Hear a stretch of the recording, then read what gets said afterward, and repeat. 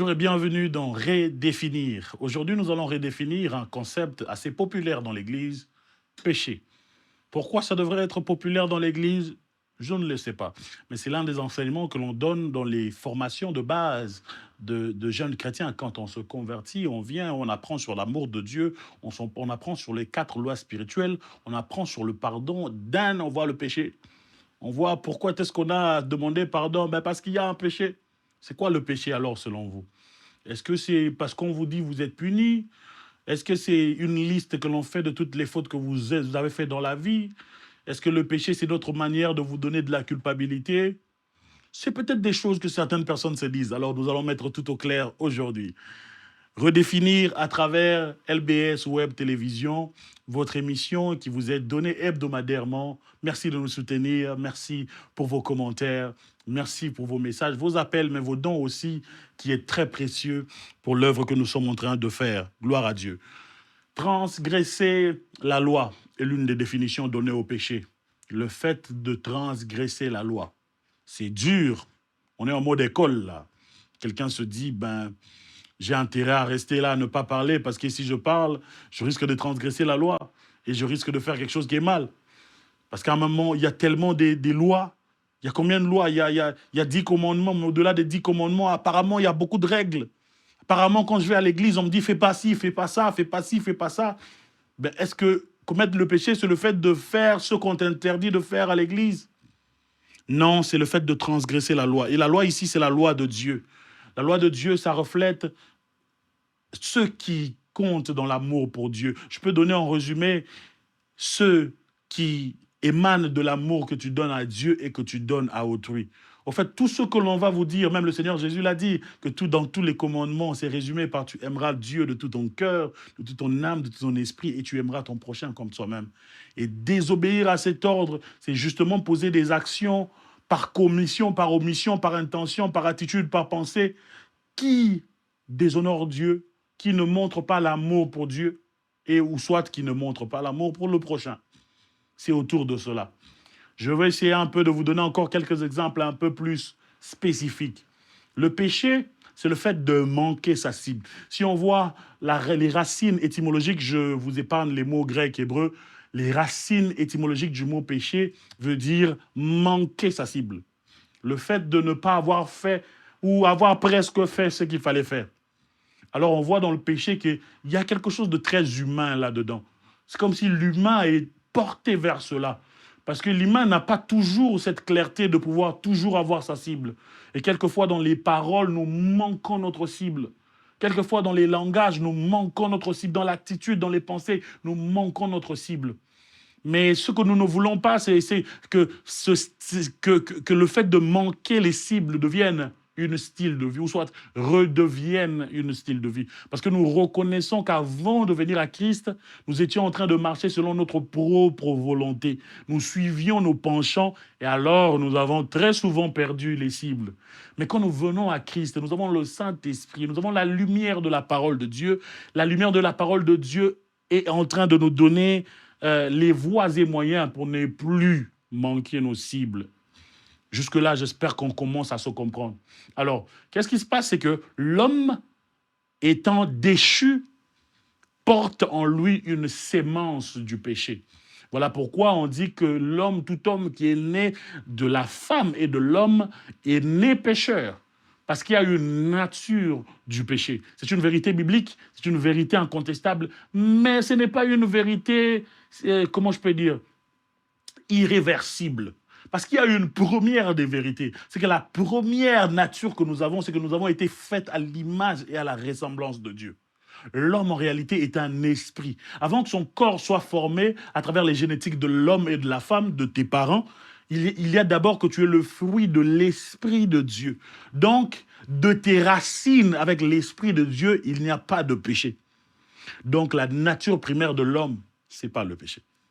Bien que l'on affirme que l'homme qui est né de la femme, il hérite du péché, mais il est important de savoir que nous venons de Dieu, alors la nature sainteté de Dieu nous empêche de pouvoir vivre et plonger et demeurer dans le péché. Ça, c'est une vérité à recevoir. Parce que ma Bible me dit que celui qui est né de l'esprit ne pêche plus. On ne parle pas qu'il pêche de moins en moins. Il dit ne pêche plus. Parce que c'est possible de pouvoir te redéfinir en fonction de l'origine spirituelle que tu as avant d'être formé dans Genèse chapitre 2. Je l'ai dit il y a quelques semaines passées. L'homme a été créé dans Genèse chapitre 1er, l'homme et la femme. La Bible dit Dieu créa l'homme et la femme. C'était les esprits qu'il avait créés. Et ces esprits-là que Dieu avait créés étaient parfaits. Étaient parfaits. Et il est possible de revivre cette perfection. Il est possible de vivre une vie sans péché. Le péché, c'est manquer sa cible. Le péché, c'est transgresser la loi. Très évidemment, désobéir à Dieu. Ça peut avoir plusieurs paroles, mais il est possible de vivre une vie avec la lumière de la parole de Dieu sans pouvoir manquer sa cible.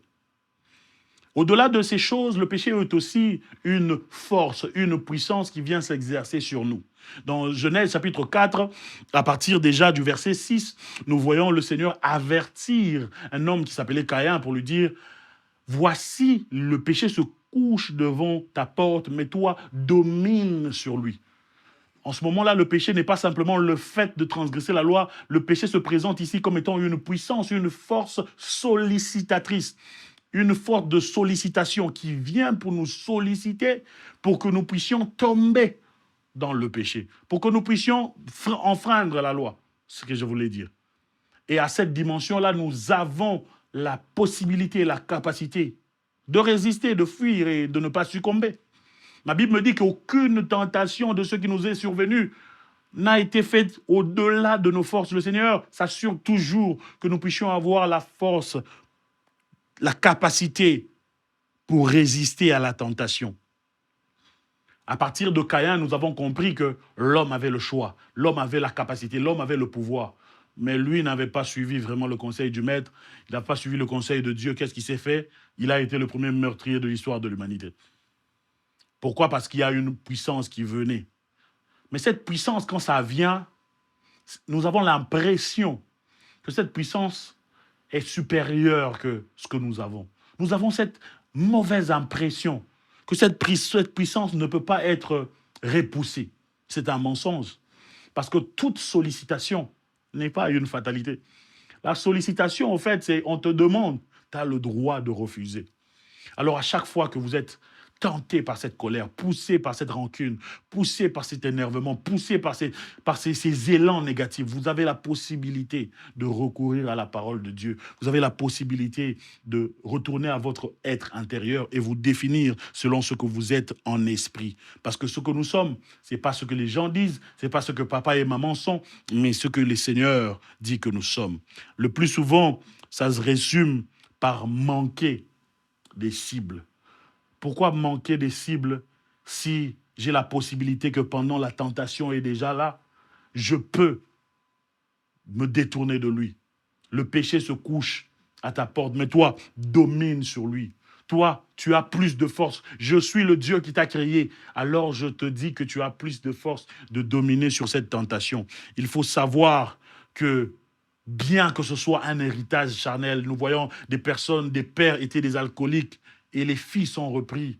Mais ma Bible me dit que fini en Israël ce proverbe où les parents ont mangé les raisins secs et que les enfants puissent en agacer les dents. C'est-à-dire, Dieu ne veut pas que celui qui vienne à Christ puisse vivre l'héritage du péché de ses parents. Oui, il y a des péchés héréditaires. Mais celui qui se définit selon la parole de Dieu, un enfant de Dieu, il a le pouvoir de dominer sur ces choses et de s'émanciper de tous ces héritages. Vous pouvez vous émanciper de l'héritage du péché. Donc, ça peut être un lien héréditaire, ça peut être un lien d'âme, parce que les liens d'âme, nous le voyons surtout avec ceux qui ont comme des dépravations sexuelles, tout ce qu'il y a comme immoralité sexuelle, ces liens d'âme qui vont de génération en génération. Vous pouvez vous émanciper de cela parce que vous avez en vous celui qui est plus fort que ceux qui sont dans le monde. Dans Jean chapitre 1er, verset 12, la Bible dit, même en tous ceux qui l'ont reçu, à ceux qui ont cru, il leur a donné le pouvoir de devenir enfants de Dieu. Ce pouvoir-là vous permet de résister à la tentation et de vivre une vie de sanctification. Mais notre nature primaire est divine. Je répète, notre nature primaire est divine. Donc, la prière est l'un des outils que nous pouvons exercer afin de pouvoir résister jusqu'à la fin. Il y a peu de chrétiens, malheureusement, qui continuent à prier et dire « Seigneur, aide-moi à ne pas succomber. Je ne veux plus succomber. » Il y a peu de chrétiens qui font ce genre de prière. On veut demander les dons spirituels, on veut donner des requêtes, on veut que Dieu se manifeste, on veut des guérisons, mais très peu prient pour qu'ils ne puissent pas tromper leur femme. Très peu prient pour qu'ils ne puissent pas haïr leur ami. Prient pour qu'ils ne puissent pas avoir en eux des sémences négatives. Or, ce sont des prières que le Seigneur nous exhorte à faire. Nous devons faire en tout temps toutes les formes de prière afin de ne pas succomber. Il dit à ses apôtres, vous n'avez même pas veillé et prié, même 1 heure. Veillez et priez afin que vous ne tombiez pas à la tentation. Car le péché n'est pas simplement transgresser la loi. Quelquefois, c'est aussi une force de tentation. Mais cette force n'est pas plus grande que la vôtre, car vous avez le pouvoir de le renverser. Outre la prière, nous avons aussi ce que l'on appelle les outils que le Seigneur met en place pour que nous puissions résister à la tentation, ne pas manquer la cible, ne pas succomber à cette tentation qui vient. Il y a la sagesse qui est donnée par la parole de Dieu. Quelquefois, par la sagesse, vous pouvez ne pas tomber dans des trous où plusieurs sont tombés. Voilà pourquoi il faudrait aspirer à la sagesse. Il faudrait chercher la sagesse à travers les livres, à travers la Bible, à travers les hommes aussi. Il faut chercher la sagesse, creuser la sagesse. Au-delà de la sagesse, il y a aussi la discipline.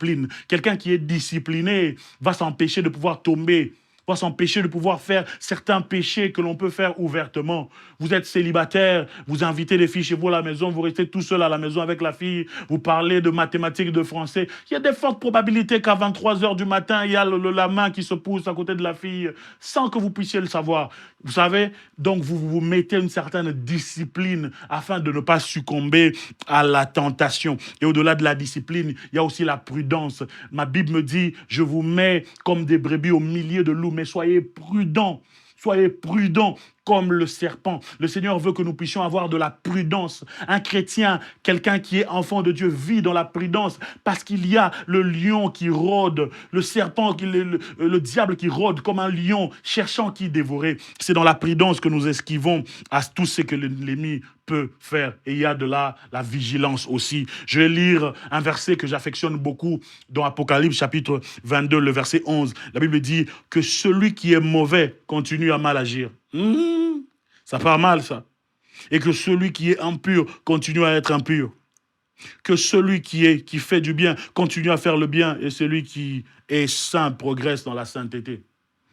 Ça se passe dans le dernier chapitre de la Bible. Nous sommes dans le livre de Révélation, le dernier chapitre, le 22 et le verset 11. C'est pour dire que quand la Bible vous dit que le salaire du péché est sur la mort, quand dans Romains chapitre...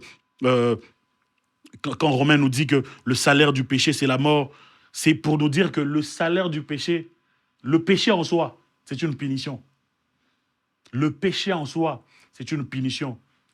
Que celui qui fait le mal continue à faire de mal.